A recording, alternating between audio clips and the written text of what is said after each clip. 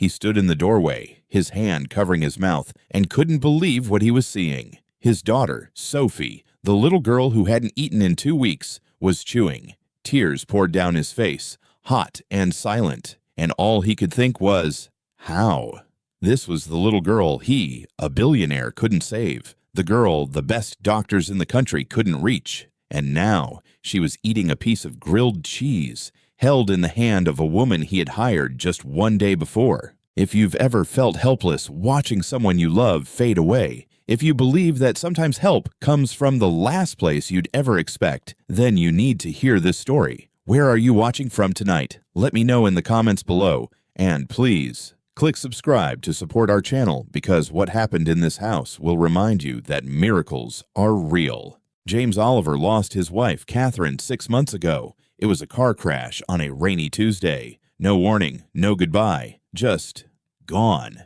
Their 3-year-old daughter, Sophie, didn't understand death. She just knew her mommy wasn't coming home, and something inside her broke. She stopped talking. She stopped playing with the dolls that lined her shelves. She stopped smiling. And 2 weeks ago, she stopped eating. James, a man who built an empire from nothing, felt powerless. He hired the best child psychologists in the country, feeding specialists from Johns Hopkins, people who had spent their entire careers helping children in crisis. None of them could reach her. Sophie would just sit there, a ghost in her own room, getting thinner every day, her big blue eyes staring at nothing. Her father would sit with her for hours, his voice hoarse from begging her to eat, promising her a pony, a trip to Disney World, anything. But she wouldn't even look at him. Mrs. Davis, the kind-hearted housekeeper who had helped raise Sophie since she was a baby, cried every time she saw the little girl fading away. James could buy anything in the world, but he couldn't buy a single bite of food for his own daughter. Then one morning, a new maid arrived at the penthouse. Her name was Jessica Morrison. She was young, quiet, and took the early train in from a neighborhood on the south side where people didn't have much. When Mrs. Davis, with tears in her eyes, told her about Sophie, Jessica didn't look shocked. She looked understanding, because when Jessica was 7 years old, her mother died too, and she remembered what it felt like to not want to live anymore. That afternoon, Jessica went upstairs to Sophie's room. She didn't force her to eat. She didn't even talk about food. She just sat with her. And she told Sophie about her own mother, about the heavy blanket of grief, about missing someone so much it hurts to breathe. Sophie's eyes, for the first time in weeks, flickered with something other than emptiness. The next morning, Jessica didn't make the fancy organic meal the nutritionist had planned. She made something simple, grilled cheese on white bread. She sat down next to Sophie and started eating it herself. Sophie watched, and then, for the first time in 2 weeks, she reached out her tiny hand. That was the moment James walked in. He saw his daughter holding a piece of bread, chewing slowly, tears streaming down her own face. And sitting beside her, as calm as a summer evening, was the new maid, a woman he barely knew. Jessica's first morning in the house had started before sunrise. She watched the Chicago skyline wake up through the frosted windows of the L train. By the time she reached the gleaming high-rise in the Loop, the sky was turning a soft gray over Lake Michigan. Mrs. Davis let her in through the service entrance. The kitchen was bigger than Jessica's entire apartment. Everything gleamed: stainless steel, granite counters, and windows that stretched from floor to ceiling. Outside, the lake looked like a sheet of cold steel under the winter sky. Mrs. Davis handed her an apron. "Breakfast first," she said quietly, her voice heavy with a grief that wasn't her own. For the girl. Jessica washed her hands and started preparing the meal on the nutritionist's chart. Scrambled eggs, whole wheat toast cut into triangles, a glass of fresh squeezed orange juice. The house was unnervingly silent. No TV, no music, no voices. Just the soft thud of a knife against a cutting board. After a while, Mrs. Davis came back with a tray. "Does she ever ask for anything?" Jessica asked. Mrs. Davis shook her head, her eyes distant. "She doesn't talk anymore." "At all?" "Not since her mother died." Jessica's chest tightened. She knew that kind of silence, the kind that swallows you whole. Mrs. Davis picked up the tray and headed toward the grand staircase. 15 minutes later, she came back down. The tray was untouched. She set it on the counter without a word, then walked to the sink and stood there, her shoulders slumped, staring out at the gray water. How long has this been going on? Jessica asked, drying her hands. 2 weeks since she stopped eating completely, but she's been disappearing for months. Disappearing? Mrs. Davis turned to her, her eyes red-rimmed. You'll see. Upstairs, a door opened and closed. Heavy footsteps moved across the floor above them. That's Mr. Oliver, Mrs. Davis whispered. He's been working from home since this started. Doesn't leave her side for long. A few minutes later, he appeared in the doorway. He was tall, wearing a dark suit, even though it was barely 7 a.m. His face looked like it was carved from stone and exhaustion. He didn't look at Jessica, just poured himself coffee and stood by the window. Jessica kept her voice gentle. Good morning, sir. He glanced over as if he'd forgotten anyone else was there. You're the new hire, he said. It wasn't a question. Yes, sir, Jessica Morrison. He nodded once, then looked back out the window. How long do you think you'll last? The words weren't cruel. They were just tired. Jessica met his gaze. As long as she needs me to. For a second, something flickered across his face. Not hope, just surprise. Then he set down his cup and walked out. Mrs. Davis let out a long breath. He's a good man, she said quietly, but he doesn't know how to fight something he can't see. Jessica looked at the untouched breakfast on the counter. She thought about Sophie upstairs, a little girl who'd stopped eating because the world had stopped making sense. And she thought about her own mother, about being 7 years old and not understanding why God would take the one person you loved most. She whispered under her breath, so soft Mrs. Davis couldn't hear, I don't know how to do this, Lord, but if you brought me here, please don't let me waste it. Upstairs, Sophie sat on the floor of her room, knees pulled to her chest, staring at a picture on the wall. In it, her mother was smiling, her arms wrapped around a much smaller, giggling Sophie. Sophie hadn't smiled in 6 months. She didn't know someone downstairs was praying for her, but somewhere deep inside, in a place she couldn't name, something stirred, just barely, like the first breath before waking up. That afternoon, after another untouched meal was brought down, Jessica found James in his home office. He was staring at a spreadsheet, but his eyes weren't moving. She set a plate in front of him, a simple turkey and cheese sandwich she'd made. He looked at it like he'd forgotten what food was. You should eat, sir, she said gently. He almost smiled. That's what I keep telling her. He looked up at her then, really looked at her. You lost someone, he said. It wasn't a question. Jessica nodded. My mother, when I was 7. His eyes filled with a pain she recognized. I don't know what to do, he whispered, his voice breaking. I've tried everything. Jessica's voice was soft but steady. Maybe she doesn't need you to fix it, sir. Maybe she just needs someone to sit in the darkness with her.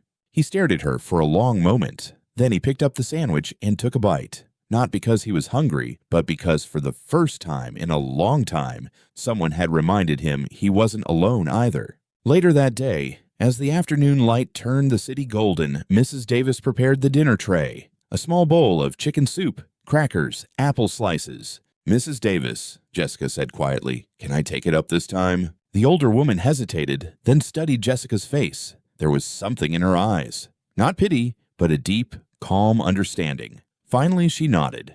Jessica carried the tray up the long staircase. The hallway was a gallery of ghosts. Sophie as a baby, Sophie laughing on a swing, Sophie in her mother's arms, both of them beaming. Jessica's chest ached. She knocked softly on Sophie's door. Sophie, my name's Jessica. I brought your dinner. Silence. She pushed the door open. The room was pale blue, filled with toys no one had touched in months. And on the floor, her back against the bed, was Sophie. She looked so small, so fragile. Jessica set the tray on a dresser, not near the girl. Then she pulled over a chair, sat down a few feet away, and just was. For a long time, she didn't say anything. Finally, she spoke, her voice barely a whisper. You know, you don't have to eat if you don't want to. Sophie's eyelashes flickered. My grandma used to say, Jessica continued softly, that when someone's heart hurts too much, food doesn't taste right anymore, like it doesn't belong. Sophie's head turned just a fraction of an inch. I lost my mama when I was 7, Jessica said, and after she died, I didn't want to eat either. I kept thinking, why should I get to eat when she can't? Silence. Then a voice so quiet Jessica almost missed it. Your mama died? Jessica's eyes filled. Yes, baby, she did. Sophie turned her head a little more and looked at her. Mine too.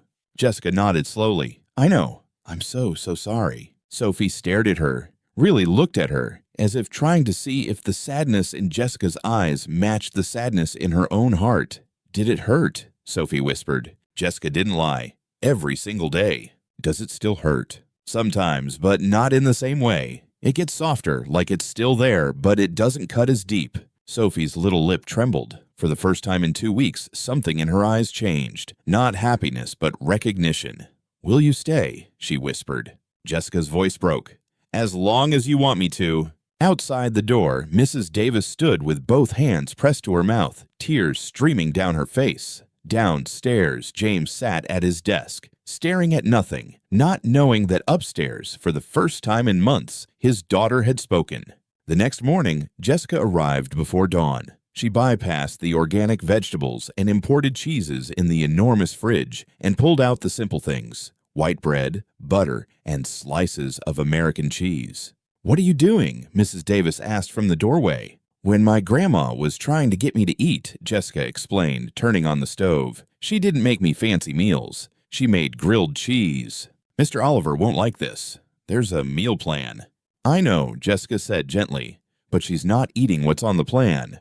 So what do we have to lose?" The smell of butter and toasting bread filled the silent kitchen just as James appeared, dressed for a run. He stopped short. "What is that?" "Breakfast," Jessica said calmly. "That's not on the plan." His jaw was tight. "The doctor said—" "With all respect, sir," Jessica interrupted, turning to face him. "The doctor said she needs nutrients, but she's not eating. We have to try something else." He stared at her, a war raging in his eyes between the billionaire who followed expert advice and the desperate father who would try anything. "If this doesn't work," he said quietly, "you're done here." Jessica met his gaze. "And if it does?" He didn't answer.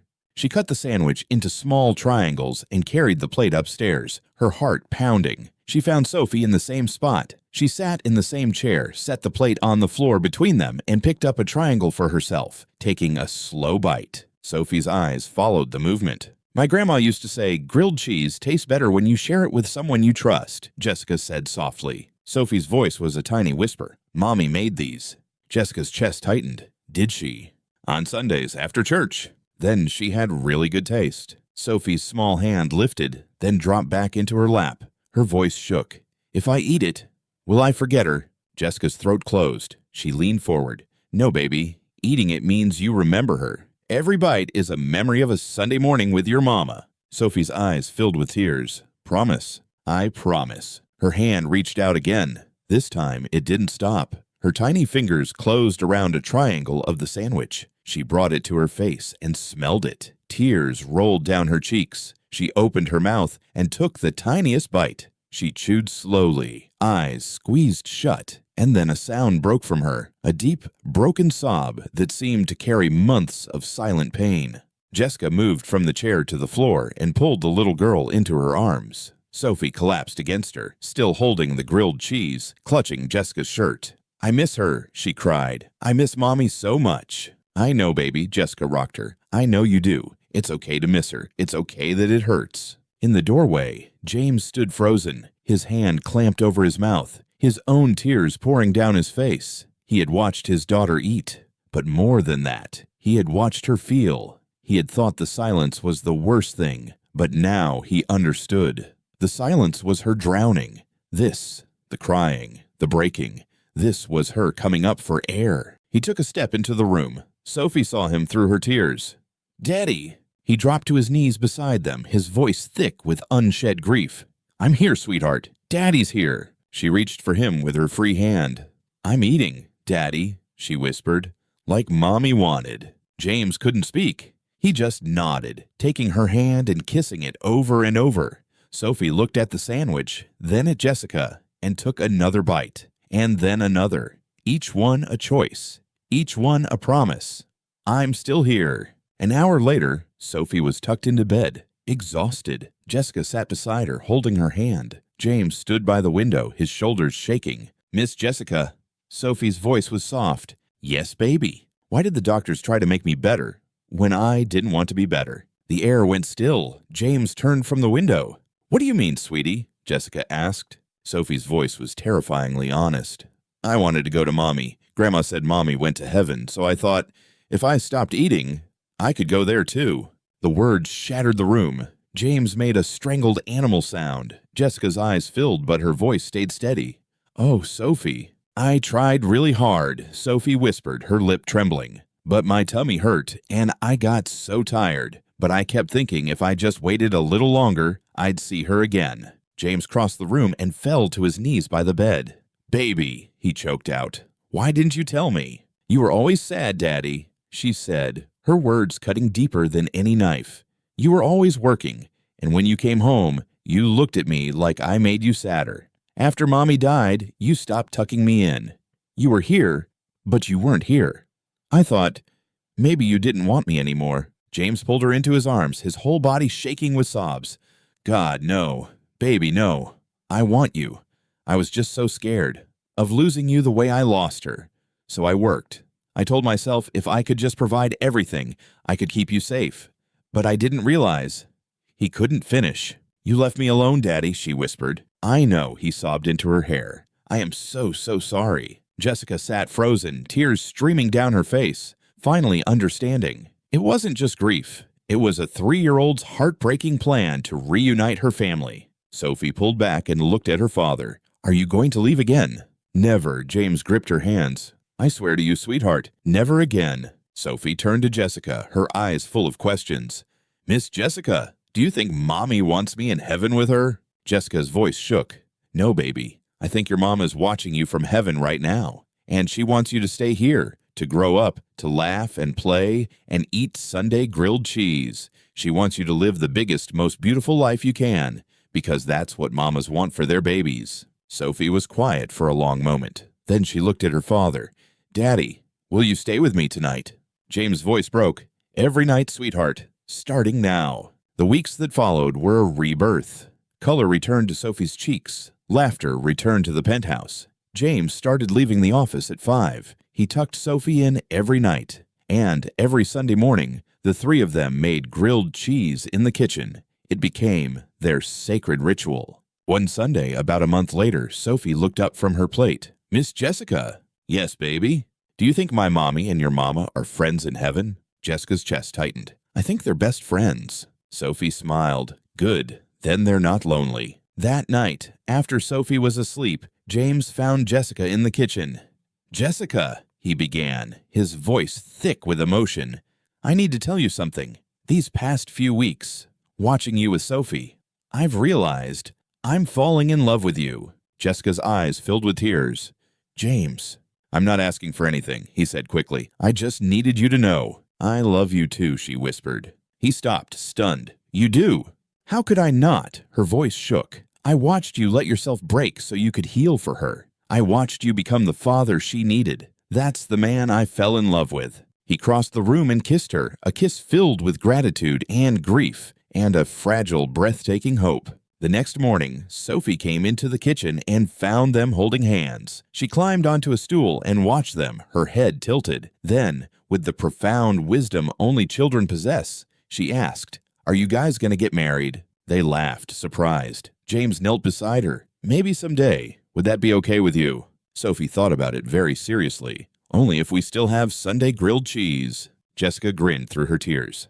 "Forever and always." "Then yes." Sophie nodded and hugged them both. 6 months later, they were married in a small, quiet ceremony. Sophie, as the flower girl, stood between them, holding both their hands. A family, not the one any of them had planned, but the one that had been built, piece by painful piece, from the ashes of loss. That night, Sophie was curled up on the couch between them, half asleep. "Tell me the story again," she mumbled. "Which story?" James asked. "The one about how Miss Jessica came here." So James told it, his voice soft in the quiet room. He told her about the sad, silent house, and the woman who walked in and wasn't afraid of the dark. He told her about the grilled cheese that tasted like love. When he finished, Sophie opened her eyes and looked at them both. "I think this is what Mommy wanted," she said. "For us to be happy again." She yawned. "I'm glad I stayed." James' throat closed. "Me too, baby," he whispered. "Me too." The billionaire's daughter hadn't eaten in 2 weeks, but that was never the real story. The real story was what happened after. It was about a humble woman who walked into a broken home and reminded everyone that healing doesn't come from money or power. It comes from showing up, from sharing your own scars, from sitting in the pain with someone until they're ready to stand again. It's proof that sometimes God's greatest miracles don't look like miracles at all. They look like strangers who become family. They look like grilled cheese on a Sunday morning, and they look like a love that is stronger for having been tested by fire. May your own family be blessed with health, peace, and prosperity. If this story touched your heart, please share it with someone who needs to hear it. Thank you for listening. I'm so curious. Where is everyone tuning in from tonight? Drop your city or country in the comments below. I'd love to see how far this story has traveled. And speaking of the story, what did you all think? How did it make you feel? Did any part of it resonate with you? Let me know your thoughts. I read as many comments as I can. No matter where you are in the world, my greatest wish is that you and your loved ones are safe and at peace. Please take care of yourselves and each other out there. Finally, I truly believe that everyone has a story worth telling. If you have an amazing story that you think this community needs to hear, don't hesitate to share it with us. Let's keep connecting through the power of our experiences.